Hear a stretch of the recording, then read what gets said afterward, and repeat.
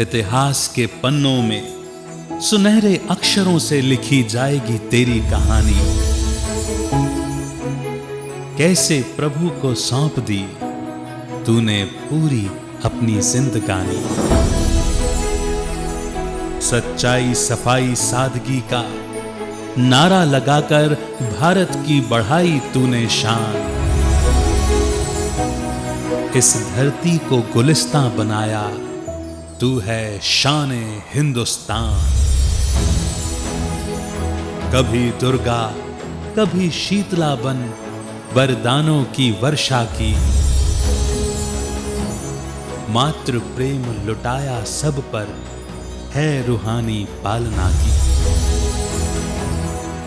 तेरी शिक्षाओं की कुंजी ब्रह्मा वत्सों द्वारा पाई है। तेरी यादों को संजोकर एक नई माला बनाई है, एक नई माला बनाई है, एक नई माला बनाई है। कंपेनियन ऑफ गॉड, दादी जानकी।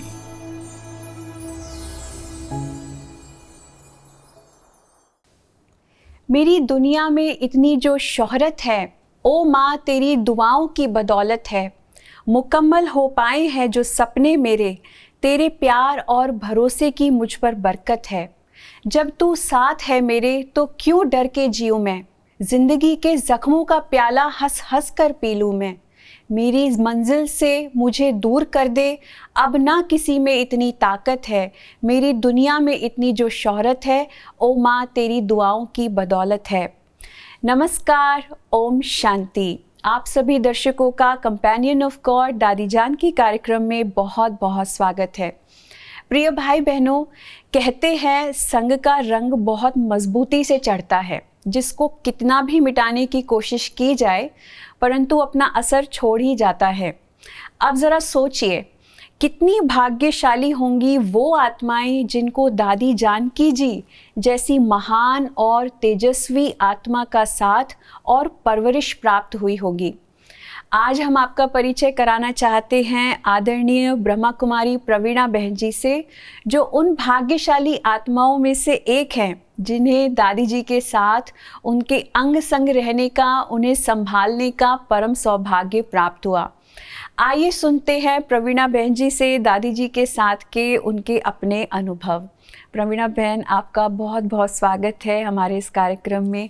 ओम शांति। ओम शांति। सबसे पहले हम दादी जी के बारे में जाने, उससे पहले हम आपके विषय में जानना चाहते हैं कि आप कैसे संस्था के संपर्क में आए और कैसे आपने डिसाइड किया कि आप समर्पित रूप से यहाँ सेवाएं देंगे। तो ये उसकी शुरुआत कैसे हुई, उसके बारे में थोड़ा हमें विस्तार से बताएं। 1981 में जी मैंने 12वीं की एग्ज़ाम दे करके जब मैं घर आई तो हमारे घर में ही गीता पाठशाला शुरू हो चुकी थी जी। और मम्मी पापा क्लास में, सेंटर से बहनें आती थी और क्लास में सभी बैठते थे। घर में जो भी मेंबर्स होते थे, आजू बाजू के भी लोग आते थे। तो उसी दिन सेंटर से बहन आए हुए थे और सैटरडे का दिन था, तो हम भी क्लास में बैठे और पहले ही दिन बहन ने मुरली सुनाई तो बहुत अच्छा लगा जी। और फिर तो घर में ही क्लास थी तो कोई बहानाबाजी तो नहीं चलती थी। हाँ। सभी को सत्संग में बैठना ही होता था। जी जी। तो ऐसे ही शुरुआत ऐसे हो गई, पता भी नहीं चला। लेकिन जिस दिन मुरली सुनी, पहली मुरली, उससे बहुत अच्छा रियलाइजेशन हुआ कि सही गीता का ज्ञान तो यही है। क्योंकि हमारे घर में बचपन से हम लोगों को गीता पढ़नी होती थी। हाँ। समझ में आवे या ना आवे, लेकिन हर एक गीता पढ़ता था, सुनता था। लेकिन ऐसे ही हमने शुरुआत की मुरली से ही। बाकी मैंने कभी 7 दिन का कोर्स नहीं किया है। ज्ञान को जो भी समझा है बाबा की मुरली से ही समझा है। तो बहुत ही सहज तरीके से तो हम ज्ञान में आ होने गए। का आपने मतलब कैसे निर्णय लिया? समर्पित तो बाद में हुए, पहले मैंने मेरी पढ़ाई पूरी किया। हाँ। मैंने बैचलर ऑफ कॉमर्स की डिग्री लिया। लेकिन हर वैकेशन में मधुबन आते थे। हाँ। तो बड़ी दादी के बहुत हम करीब थे। हाँ। दादी प्रकाश मणि के। और दादी जी हमें बार बार यही कहती थी कि आप अभी पढ़ाई पूरी हुई है तो सेंटर पर जाओ। जी। लेकिन तब मैं रेडी नहीं थी। तो घर जा कर के मैंने एमकॉम करना शुरू किया। हाँ हाँ। 1 साल एमकॉम फर्स्ट ईयर किया, लेकिन उस समय हमारी एग्ज़ाम बहुत डिले हो गई, लगभग 6 महीना डिले हो गई। या तो मेरा एग्ज़ाम डिले हो गया। हाँ। और मैं एक्चुअली एग्ज़ाम मेरे को सूरत में देना था, लेकिन सूरत के बजाय हमारी एग्ज़ाम अहमदाबाद में ली गई। हाँ। और फिर अहमदाबाद में एग्ज़ाम देने के बाद मैं तुरंत मधुबन आई। और दादी जी उस समय ऑस्ट्रेलिया की टूर करके आए थे। हाँ। तो हमें बताया कि दादी का बहुत भव्य स्वागत होने वाला है, तो आप भी जाओ, एग्ज़ाम पूरी हो गई है। तो हम अहमदाबाद से मधुबन आए। वही दादी जी के साथ ट्रेन में आए। अच्छा। और दादी को तो ये पता था कि ये मछली पकड़ में नहीं आ रही है। तो दादी बार बार कहती, अच्छा अभी कितना पढ़ाई करनी है? तो मैंने कहा दादी देखती हूँ। लेकिन जैसे ही मधुबन आए तो 2-3 दिन के बाद मुझे एक क्लास पढ़ने को दिया। और वो क्लास की हेडिंग थी, पढ़ो लिखो कुछ भी करो, लेकिन मुझे जवाब दो कल किसने देखा। हाँ। ये बड़ी दादी ने कन्याओं की भट्टी में क्लास कराई थी। और ये क्लास की जो हेडिंग थी वो मेरे दिल को एकदम टच कर गई। हाँ। और क्लास पढ़ने के बाद मैं दादी जी के पास गई कि दादी मैं रेडी हूँ सेंटर पर जाने के लिए। तो फिर दादी कहती, नहीं अभी पढ़ाई शुरू किया है तो पढ़ाई पूरी कर। मैंने कहा, नहीं दादी, मैंने आपको कहा था कि जिस दिन मुझे प्रेरणा आएगी मैं किसी को पूछने नहीं जाऊंगी, आप मुझे सेंटर पर भेजो। तब भी दादी ने मुझे कहा कि नहीं, घर जाओ, माँ बाप की छुट्टी लो, आपकी टीचर की छुट्टी लो, फिर आओ मधुबन। तो ऐसे मैं घर गई। हाँ। घर में माँ बाप से बात किया कि मैं ऐसे 2 महीना जाना चाहती हूँ, क्योंकि यदि मैं एकदम बता दूँ कि मैं परमानेंट जाना चाहती हूँ तो शायद तैयार नहीं होंगे। जी। तो मैंने 2 महीने की बात कही तो वो लोग तैयार हो गए कि ओके जाओ। और हमारी दीदी से भी बात किया, तो सेंटर सूरत की दीदी लता दीदी थी। तो दीदी को बताया तो दीदी ने कहा कि मैं ही जाने वाली हूँ तो आप मेरे साथ ही चलो। तो हम मधुबन आए दीदी के साथ और दादी जी को बताया कि दादी ऐसे मैं तैयार हूँ सेंटर पर जाने के लिए। तो दादी ने कहा, अच्छा ठीक है, दादी सोचती हैं कि कहाँ आपको भेजना है। अच्छा। तो ऐसे करके दादी ने मुझे कहा कि मैं बताऊंगी, लेकिन मधुबन में कॉन्फ्रेंसेस होती है ना। जी। ये 1985 की बात है। हाँ। कि कॉन्फ्रेंस होती है 83 से। तो आप कॉन्फ्रेंस नहीं देखी है तो आप कॉन्फ्रेंस तक रुको, फिर मैं बताऊंगी कि आपको कहाँ जाना है। तो मैंने सोचा कि ठीक है, क्योंकि वैसे भी हम हर वेकेशन में मधुबन आते थे तो हम बहुत यूज्ड थे मधुबन से। लेकिन फिर अचानक एक दिन दादी कहती हैं कि प्रवीणा दादी जानकी आ रही हैं। अच्छा। क्या आप दादी जानकी के साथ रहोगी? अच्छा। तो मैं अपने आप को बहुत, उससे पहले आप दादी को जानते थे? दादी जानकी से मिले थे? नहीं, उसके पहले मैं एक बार मधुबन में जरूर मिली थी। ऐसे बिना सीजन में दादी आई थी यहाँ। हाँ, तो मैं मिली थी एक बार, क्योंकि हमारा लंदन से कनेक्शन बहुत रहा। क्योंकि मेरी बहुत सारी फैमिली लंदन में ज्ञान में आई। अच्छा। और मेरे माँ बाप भी लंदन गए थे, तो इसी वजह से दादी मेरी फैमिली को बहुत अच्छे से जानते थे। अच्छा। क्योंकि हमें ज्ञान भी लंदन के थ्रू ही मिला। क्योंकि मेरे चाचा चाची जब लंदन में ज्ञान में आए तो वो लोग जब भारत में आए तो वहाँ से ही टीचर बहन को लेकर के आई और यहाँ कोर्स करवाया। तब तो मैं हॉस्टल में थी तो मैंने कोर्स नहीं किया था, लेकिन ऐसे ही दादी मेरी फैमिली को अच्छे से जानते थे। ओके। तो और मेरे चाचा चाची जब भी लंदन से आते थे तो वो लोग दादी के क्लासेस लेके आया करते थे। तो वो क्लासेस मुझे पढ़ने के लिए देते थे, क्योंकि उन्होंने देखा कि मुझे ज्ञान में इंटरेस्ट है। तो वो क्लासेस मैंने पढ़ करके वो लोग जब वापस जा रहे थे तो दादी जानकी को मैंने पत्र लिखा था। मैं उसको जानती नहीं थी, ना उसका फोटो देखा था, लेकिन मैंने दादी को लिखा था कि दादी इस प्रकार की क्लासेस यदि मुझे मिलती रहेगी तो शायद एक दिन मैं ब्रह्मा कुमारी बनूंगी। अच्छा। अभी दादी को तो ये बात थोड़ी याद रहती, लेकिन मुझे याद है। और 1982 में दादी सूरत आए थे, तभी भी दादी हमारे घर भी आए। और संजोग ऐसा था कि मेरे घर में मेरे भाई और मेरी बहन की शादी होने वाली थी 2 दिन के बाद। अच्छा। और फिर भी हम उन दादी के प्रोग्राम में पूरा अटेंड किया और दादी हमारे घर भी आए। तो दादी ने फिर मेरे से पूछा कि क्या तुम भी शादी करेगी? तो मैंने कहा नहीं दादी। तो कहती दादी को प्रॉमिस करती हो? तो मैंने कहा जी दादी, मैं बाबा की हूँ और बाबा की ही रहूँगी। तो ये उस समय हमारी पहली मुलाकात थी दादी के साथ। और दादी ने इस प्रकार से मेरे से बात की थी। फिर जैसे आपने दादी प्रकाशमणि जी के कहने के बाद दादी जानकी के साथ तुरंत रहना शुरू किया था? एक्चुअली दादी के साथ 2 दिन के बाद, 2 दिन तक मैं गई नहीं दादी जानकी के पास। हाँ। तो 2 दिन के बाद दादी ने मुझे पूछा कि प्रवीणा दादी जानकी के पास गई थी? हाँ। तो मैंने कहा दादी मैं ऐसे कैसे जाऊं, आप मेरा परिचय कराएंगे, उसके बाद मैं जाऊं ना दादी के पास।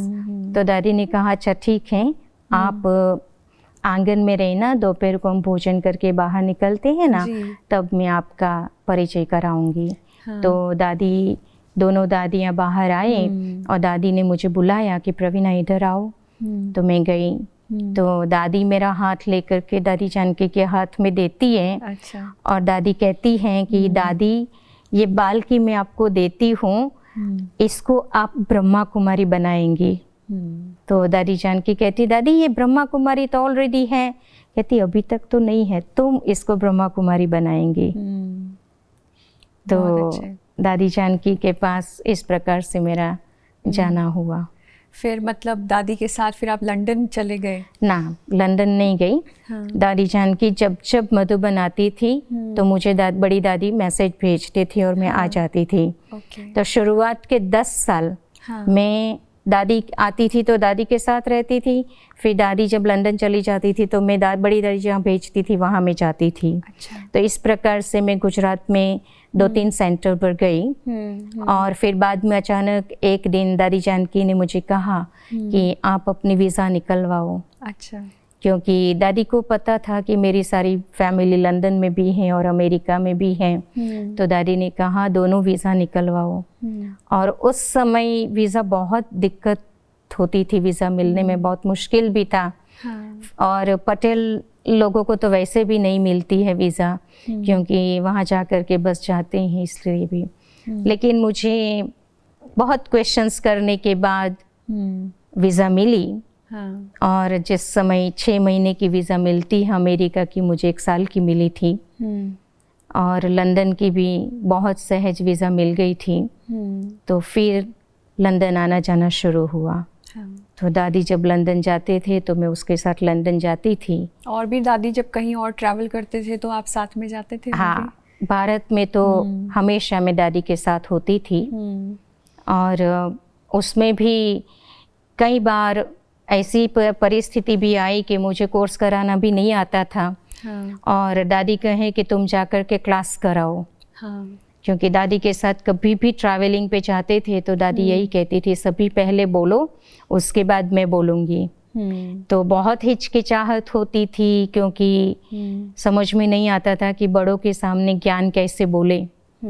तो एक बार ऐसे ही हुआ कि बेंगलोर में दादी मुझे कहती तुम जाकर के क्लास शुरू करो। और मैं तो गई क्लास में तो देखा 1000 की सभा है वहाँ। हाँ। और जिस व्यक्ति ने कभी कोर्स ही नहीं कराया हो वो ओरली क्लास कैसे कराएगा। लेकिन दादी को ना नहीं कर सकते थे कभी भी। दादी बहुत स्ट्रिक्ट हुआ करती थी उन दिनों में। लेकिन फिर भी हमने जो ये 5 महीने दादी के साथ में रही थी, 85 में शुरुआत हुई रहने की। और उस समय दादी 5.5 मास मधुबन में रहे थे। फिर टूर पर गए थे, तो वो मेरी एक अच्छी ट्रेनिंग भी हो गई थी। तो दादी के साथ जब आप रहे तो दादी ने अपने भी अनुभव आपके साथ शेयर किए होंगे। दादी के बारे में ऑफ कोर्स जानने को बहुत कुछ मिला होगा। तो दादी के पास्ट के बारे में आपको क्या मतलब दादी ने कुछ शेयर किया कि दादी कैसे आए थे बाबा के ज्ञान में, बाद दादी कैसे निकले थे? दादी को जब ज्ञान मिला तो दादी शादी नहीं करना चाहते थे। दादी को ब्रह्मा बाबा को देख करके एक विष्णु चतुर्भुज का साक्षात्कार भी हुआ था। तो दादी को शादी नहीं करनी थी। लेकिन पहले से तय हो चुका था तो इसीलिए दादी को ज़बरदस्ती शादी करवाई। हालांकि दादी ने अपने फादर को बहुत ज़बरदस्त स्टेटमेंट दिया था कि यदि कसाई हो तो मेरी शादी कराओ। लेकिन उस समय समाज के अंदर अपनी प्रेस्टीज की भी बात होती है और बहुत ही डोमिनेटिंग समाज था उस समय तो इसीलिए ज़बरदस्ती दादी की शादी कराई। लेकिन दादी की लगन तो ओम मंडली की तरफ थी। फिर दादी को मुरली, दादी बंधन में थे ना, तो बिल्कुल बंधन में थे दादी को, क्योंकि दादी क्या करती थी कि गीता के बीच में रख करके मुरली पढ़ती थी। तो उसका पति उसको मारता भी बहुत था माथे में, लेकिन फिर भी दादी की लगन और बढ़ती गई और दादी को मुरली भी मिलती थी प्लास्टिक में, मुरली पैक करके, वो जो नाले में से पानी जाता है ना तो वहाँ से दादी को मुरली मिलती थी। तो दादी बाथरूम से मुरली ले लेते थे। अच्छा। हाँ, तो बहुत लगन दादी की और मजबूत होती गई और दादी अपनी मुरली को बहुत ही प्यार से पढ़ती थी। कोई भी दादी को देख करके कह नहीं सकता कि इतने बंधन में और इतना परिश्रम करके। लेकिन उस समय क्या है कि डोमिनेट संसार था, समाज जो डोमिनेट वाला था ना, कि बहनों का कुछ चलता ही नहीं था। तो बहुत ही दादी को मार खानी पड़ी है। माथे में ही मारता था दादी को। दादी सुनाती थी हम लोगों को कि बहुत सारा कितना समय दादी को माथे में दर्द रहा, क्योंकि मार कहती हैं कि गीता पढ़ रही है, ये लेखराज को याद कर रही हो, ऐसा वो उसका पति बोलता था। फिर दादी ने ये भी बात सुनाई थी कि उसकी सास ने शरीर छोड़ दिया तो फिर दादी ने गहने भी उतार दिए और सफ़ेद कपड़े पहनने शुरू कर दिए थे। तो और उसके पति को बहुत ही गुस्सा आता था। तो दादी कहती थी कि माँ जी ने शरीर छोड़ा है इसीलिए मैं यही कपड़े पहनूंगी, ऐसे करके दादी ने सफ़ेद कपड़े भी पहनने शुरू कर दिए थे युक्ति से।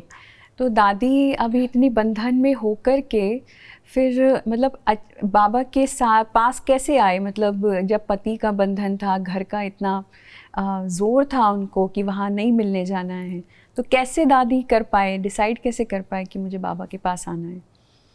एक दिन क्या हुआ कि दादी की शादी करने के बाद उसके फादर बैंकरप्ट हो गए। हाँ। और जैसे कि लक्ष्मी को धक्का मार करके भेज दिया हो, दादी यही बात कहती थी हम लोगों को। और फिर फैमिली सहित समर्पित हो गए।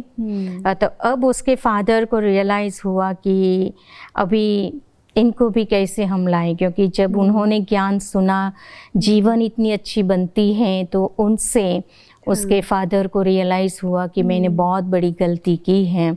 तो उसका फादर उसको मिलने आया था एक दिन और उसके बाद उसकी बहन भी मिलने आई।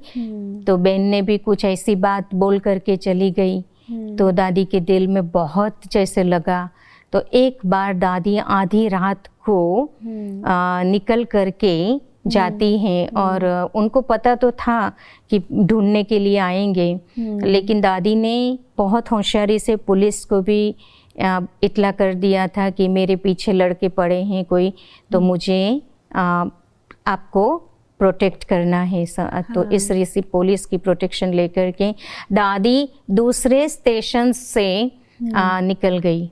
अच्छा। हाँ, क्योंकि उस समय बाबा कराची में थे तो दादी दूसरे स्टेशन से निकल गई। और बाबा ने फैमिली को अलग रखा हुआ था। तो बाबा ने जब देखा कि दादी आ गई हैं तो दादी भाग करके आ गई। हाँ, आधी रात को ट्रेन में चढ़ करके चली गई दादी। मतलब कहाँ से? हैदराबाद से कराची। हैदराबाद सिंध से कराची आ गई। हाँ जी। और फिर दादी फैमिली को बाबा ने जब अलग रखा था तो बाबा ने दादी को यज्ञ में नहीं रखा, उसकी फैमिली के साथ रखा।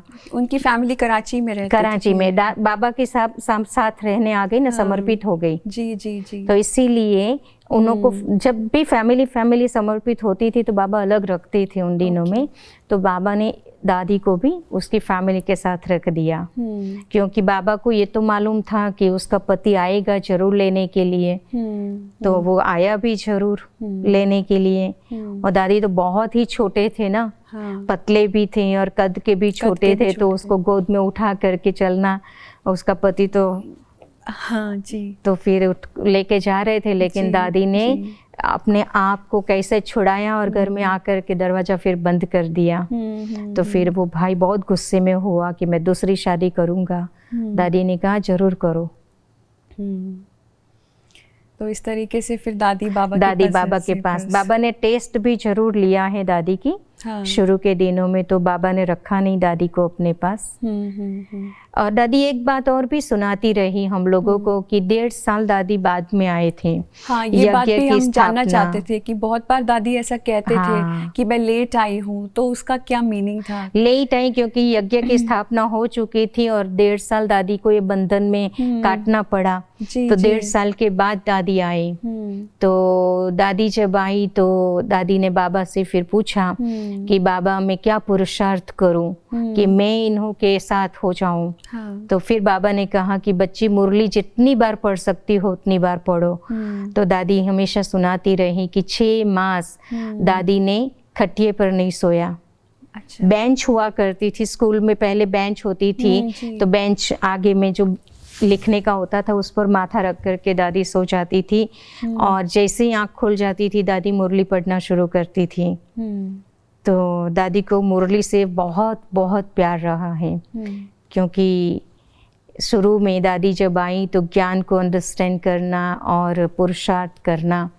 तो आपने देखा कि ये कोई कॉम्पिटिटिव फीलिंग थी दादी के अंदर या फिर ना? कॉम्पिटिटिव फीलिंग्स नहीं थी, लेकिन लेट आने का जैसे कि एक रिग्रेट था, पश्चाताप था कि मैं लेट आई, क्योंकि वो तो चाहते नहीं थे शादी करना। जी, उसी समय से यज्ञ में आना चाहते थे, लेकिन जो कर्म का अकाउंट्स था वो तो हर एक को चुकते करना ही पड़ता है। तो आप भी जब इतने समय तक दादी के साथ रहे तो कौन सा रिलेशन आपने दादी के साथ ज़्यादा एक्सपीरियंस किया? मतलब प्यार का या माँ की भासना या एक फ्रेंड का नेचर? नहीं, शुरू में जब शुरू में मैं दादी के साथ रही तो दादी हमेशा ही एक जैसे कि टीचर के रूप में रही। जी, क्योंकि दादी कभी भी कोई भी बात कहनी होती थी तो आमने सामने नहीं कहते थे जी। जो बात कहनी होती थी क्लास में ही कह देते थे। ओके। मेरा एक बार का अनुभव है कि दादी के साथ अभी 2-4 दिन ही हुए थे और गुरुवार का दिन आया, मेरा पहला गुरुवार था। मालपुआ और मूंग की दाल बनी थी। जी। तो दादी ने मुझे कहा तुमने भोजन किया, नाश्ता किया? मैंने कहा जी दादी किया। क्या खाया? तो मैंने कहा मालपुआ खाया। तो कहती है मूंग की दाल? तो मैंने मुंह बिगाड़ा, क्योंकि मूंग की दाल मुझे बिल्कुल पसंद नहीं थी। तो दादी कहती है देखो बाबा को भी बहुत अच्छी लगती थी, मुझे भी बहुत अच्छी लगती है, क्या और दाल ले आएंगी मेरे लिए? तो हमने समझा कि अब दादी को अच्छी लगती है, तो मैं एक कटोरी भर के दाल ले आई। तो दादी को जब मैंने दिया तो उसमें से दादी ने 1 चम्मच खाई और कहा कि अब ये दाल आप पूरी करो। अच्छा। तो मेरे लिए बहुत बड़ी बात थी, क्योंकि मैंने कभी दाल खाई नहीं थी। तो दादी कहती जब तक तुम्हें पूरा नहीं करेंगी मैं टेबल से उठेंगी नहीं। तो और तमाशा हो गया जी। क्योंकि पहले दादी को नाश्ता हम लोगों को कराना पड़ता था। दोपहर का भोजन और रात का भोजन दादी बड़ी दादी के साथ करते थे जी। और दादी नाश्ता भी कहाँ करते थे? पांडव भवन में, जहाँ मधुबन निवासी भोजन करते हैं वहाँ दादी नाश्ता करते थे। तो तमाशा हो गया, सब लोग देखने लगे कि क्या हो रहा है। दादी तो उठने का नाम ना लेवे। फिर मेरे को भी थोड़ा अच्छा नहीं लगा, तो मैंने दाल को दवाई की तरह पी लिया। फिर दादी उठ करके गए, मैं बर्तन साफ करके फिर गई। शाम को दादी की क्लास थी। तो दादी क्लास में फिर मेंशन करती है राजकुमारी हो क्या, ये अच्छा लगता है, ये अच्छा नहीं लगता है, अरे बाबा के घर में ब्रह्मा भोजन के लिए देवताएं भी तरसते, फिर तो दादी की लहर चलती है। जी, लेकिन हमें ही पता है कि दादी किसको कह रही है और उनको पता है कि वो किसको कह रही है। तो कई बातें दादी की क्लासेस से ही हमें समझ लेनी होती थी, क्योंकि शुरू के दिनों में दादी का माँ का स्वरूप नहीं था। हाँ, दादी बहुत ही ऑफिशियल रहती थी, क्योंकि कई बार तो मेरे को आदत नहीं थी इतना ऑफिशियल स्वरूप देखने की, क्योंकि मैं सीधा घर से आई थी, सेंटर पर भी नहीं रही थी। तो मेरे लिए तो बहुत चैलेंज की बात थी दादी के लिए, दादी के साथ रहने का। फिर जब मैंने देखा कि दादी 2-3 दिन तक बहुत ऑफिशियल रहती थी, तो मैं फिर दादी को कहती थी, दादी आप थोड़ा स्माइल तो करो, आप नॉर्मल हो जाओ ना, मेरे को आपका डर लगता है। तो दादी सोचती थी कि आज तक ऐसी कोई लड़की मुझे मिली नहीं है जो ऐसा कहने वाली हो। बिल्कुल बिल्कुल। और मैं बहुत छोटी थी, ऐसे भी नहीं मैं बड़ी थी, कि 21 साल की थी तब, और मैं दादी को ऐसा कह देती थी। फिर दादी को लगा कि नॉर्मल होना बहुत ज़रूरी है। तो जैसे दादी जब भारत में आते थे तो डेफिनेटली आपने तो तब देखा, लेकिन जब आप लंदन गए दादी के साथ, तो वहाँ आपने कैसी पालना देखी दादी की? डिफरेंट थी, इंडिया से अलग थी या सेम थी? क्या डिफरेंस आपको लगा कि वहाँ दादी अलग थे या सेम थे सबके साथ? क्या था, लंदन में दादी खुद किंग थी जी, क्योंकि यहाँ तो बहुत सारे किंग हैं इंडिया में, मधुबन में भी। जी बिल्कुल। लेकिन वहाँ तो खुद की किंगडम है जी। तो दादी का वहाँ पालना का रूप बहुत डिफरेंट था। और यहाँ क्या था कि बड़ी दादी थे ना, तो इसीलिए भी दादी अपने को पीछे रखते थे। लेकिन वहाँ तो खुद दादी ही थे। तो मैंने क्या देखा कि दादी ने जो लंदन में पालना दी है, वो जैसे कि प्रिंस प्रिंसेस को पालना दी जाती है, इस प्रकार से दादी ने सबको पालना दी है। छोटा परिवार भी था, मधुबन की कंपैरिजन तो कर नहीं सकते हैं, लेकिन छोटा परिवार था। और दादी को यही था कि ये कन्याओं को अगर यहाँ पालना नहीं मिलेगी तो इनका बुद्धि योग बाहर जाएगा, क्योंकि वहाँ भौतिक सुख साधन तो बहुत हैं। तो दादी को ज़्यादा मेहनत करनी पड़ती थी? मेहनत के बजाय दादी को बहुत पालना का अटेंशन देना पड़ता था वहाँ, बहुत पालना, और भरपूर रखती थी दादी सबको। और ज्ञान योग में भी हमने क्या देखा कि किचन संभालने वाली बहन, नाश्ता उसको बनाना है तो क्लास से पहले नाश्ता बना लो, लेकिन क्लास में जरूर आना है, मुरली जरूर सुननी है, अमृत वेला जरूर करना है, क्योंकि दादी खुद आकर के बैठते थे। तो मैं नहीं समझती हूँ कि एक डर, लेकिन दादी ने एक भावना पैदा की थी क्लास के प्रति और अमृत वेले के प्रति। तो सारे एक अटेंशन से आकर के क्लास करते थी। और दादी स्वयं मुरली सुनाती। जब तक दादी वहाँ थे तो दादी ही मुरली सुनाती थी। जी, बहुत बहुत धन्यवाद प्रवीणा जी, प्रवीणा बहन आपका, क्योंकि हम यहाँ आपको छोड़ेंगे नहीं। हम अगले एपिसोड में आपसे और भी बहुत बातें जानेंगे दादी जी के बारे में। जी। आपका बहुत बहुत थैंक्स हमारे साथ यहाँ जुड़ने के लिए। दर्शकों, जैसे आपने देखा, आपने सुना कि दादी जी ने किस प्रकार से संघर्ष करके अपने लौकिक जीवन से अलौकिक जीवन में कितना अपने आप को श्रेष्ठ बनाने के लिए बाबा के साथ जोड़ के कितनी मेहनत करके जो पुरुषार्थ किया, उसका नतीजा है जो आप देखा कि दादी जी का व्यक्तित्व इतना तेजस्वी, इतना महान व्यक्तित्व, तो वो हम सब भी कर सकते हैं। और यहाँ तो हम देखते हैं कि दादी जी ने हर एक को अपने जैसा बनाया। हम भी आज जैसे प्रवीणा बहन से सुन रहे थे तो उनसे दादी जी की भासना और पालना की भासना हमको मिलती है। तो हम ऐसे ही दादी जी के और भी अनुभव सुनते रहेंगे प्रवीणा बहन से अपने अगले एपिसोड में। आप सब भी हमारे साथ जुड़े रहें। आप सबका बहुत बहुत धन्यवाद। आज के लिए बस इतना ही। अगले एपिसोड में कंपेनियन ऑफ गॉड दादी जान की देखना ना भूलिए। ओम शांति, नमस्कार।